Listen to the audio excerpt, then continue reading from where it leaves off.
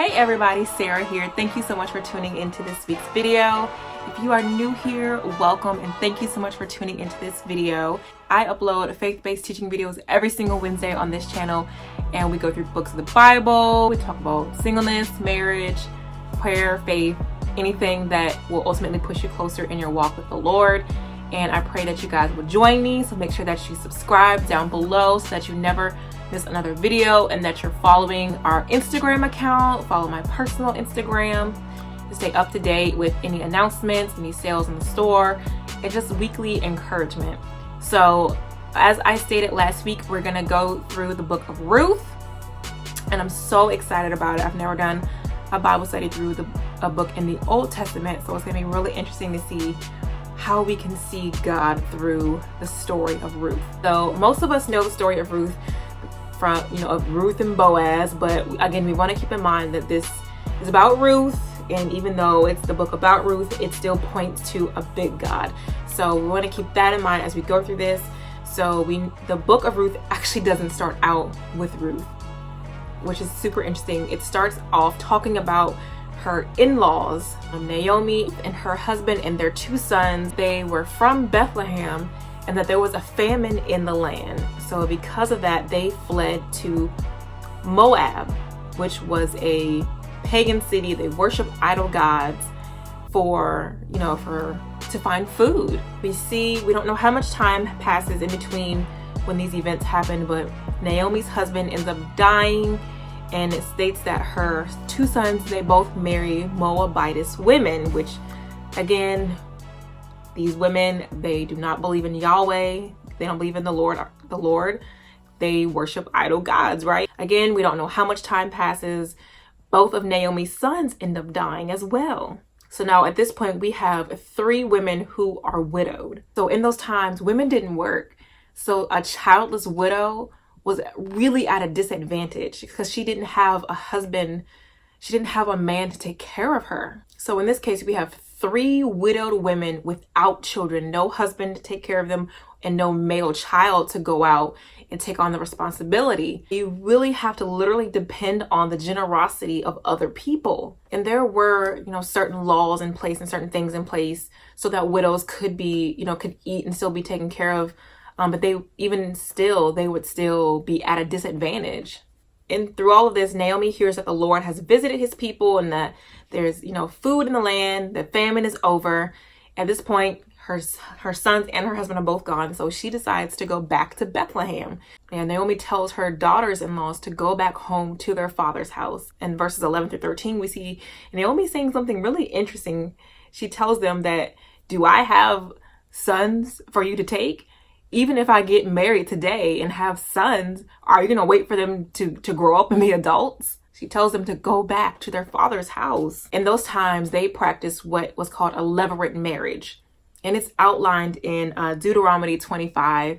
But it is basically to keep the name alive of the deceased family member and to keep property as well in the family, which we'll see more of later in the book of Ruth as well, where property comes into play as well. So Orpah obliges her. It's like, oh, you're right. God bless you, mother-in-law. I'm going to kiss you and I'm going to go back to my father's house. But it says Ruth clung to her. She stayed close to her. And it's interesting in verse 16 that Ruth tells her that your God will be my God. Your people will be my people. Where you die, I would die. So the thing that's interesting is that land and gods went together. Moabites, they worshipped idol gods. But the children of Israel, they worshiped the one true God. And she knew that when she went back to Bethlehem, she couldn't go back worshiping the idol gods. Territories and gods went together. So she knew that if she went to Bethlehem, then that means she basically needed to worship the one true God. And it's so interesting that Ruth clung to Naomi. We can speculate and say that maybe, her parents had passed away, or, maybe they weren't good to her. Well, she still could have stayed in Moab. Despite that, she still saw something in Naomi that caused her to cling to her, to cause her to want to go back to Bethlehem with her. And of course, we know that God is still in control of this and that he is sovereign, which we will see all throughout the story. But she still saw something in Naomi to cause her to want to stay with her and cling to her. So the first chapter ends with Ruth returning to Bethlehem with Naomi, and they are literally the talk of the town. Naomi had been gone for at least over a decade, because it says that they stayed there for 10 years. They were there for a long time. So people were, oh snap, Naomi's back. And she tells them, don't call me Naomi, call me Mara, because God has dealt bitterly with me. And it's in our human nature to be upset when bad things happen to us. But I don't believe that Naomi ever lost faith in God. She was just being in her human state. She was in her feelings, basically.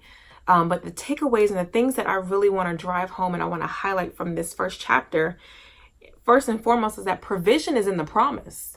Because we can see that Naomi and her family left the land that's supposed to have been flowing with milk and honey.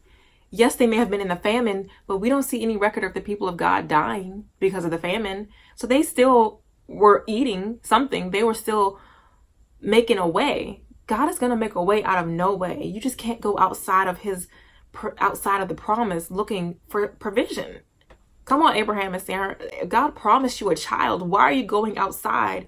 Why are you looking at Hagar? God promised the two of you a child. Provision is in the promise. They left the promised land looking for provision in the wilderness where they came from. They had been delivered from that. So why would you go back to what you have been delivered from looking for provision? That don't make no sense. Like how often do we do that? Go outside of the promise of God looking for provision because of some type of famine in our life. Something that doesn't look good. Thinking that God is still going to bless us stepping outside of the will. And it's interesting that Naomi went back as soon as she heard that God had visited his people. We can't just follow God when things are going great. Oh God, I'll stay here because, there's no famine over here. Even when it's hard, you still have to cling to God. Because true faith is tested when everything is going wrong. Are you going to still stay in the promised land with a famine? Because provision is still going to be there. Because God fed Elijah in the middle of a drought every single day with the most unlikely bird. He won't thirsty. He won't hungry in the middle of a drought. God provided for him. Other people may have been hungry. Other people may have been thirsty. But God fed Elijah every day, twice a day with ravens. The greediest birds there are. And God used them to make sure that he had the food and the strength. But God is always going to take care of his children. And I will probably say this in every single video for this Bible study, but we can just see the sovereignty of God in this. How come Ruth went and not Orpah? It's just the sovereignty of God, how everything played out. God still allowed everything to work together for the good and for his glory and for his plan and for his purpose.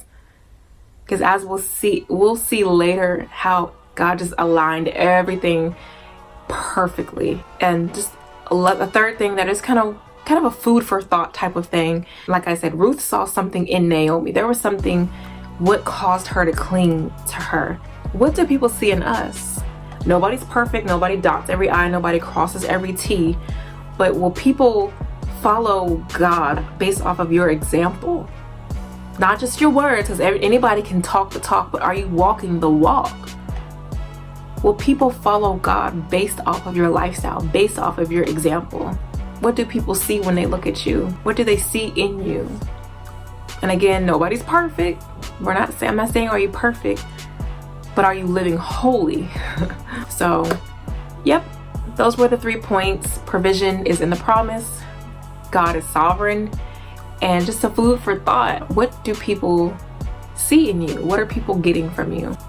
Yeah, so short video, but the first chapter was kind of short and just kind of setting us up for the rest of the story, which I'm really excited about. And I hope you guys will stick with me for the rest of it.